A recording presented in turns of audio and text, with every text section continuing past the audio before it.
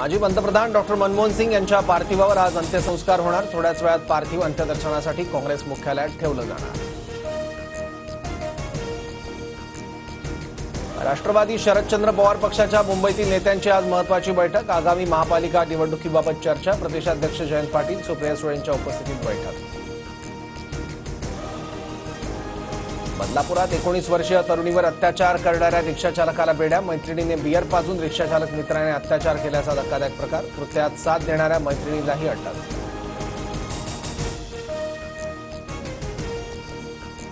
मुंबईच्या साकीनाका परिसरात 2 गोदामांना भीषण आग। अग्निशमन दलाच्या 13 गाड्या आणि 12 टँकर घटनास्थळी दाखल। आग विझवण्याचे प्रयत्न सुरू।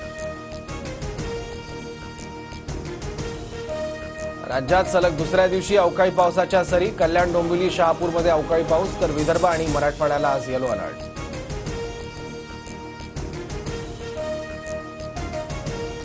कांगारूंच्या वेगवान गोलंदाजीसमोर वॉशिंग्टन सुंदर आणि नितीश रेड्डीची झुंज। 8व्या विकेटसाठी 78 धावांची भागीदारी। पहिल्या डावात भारत अद्याप 175 धावांनी पिछाडीवर।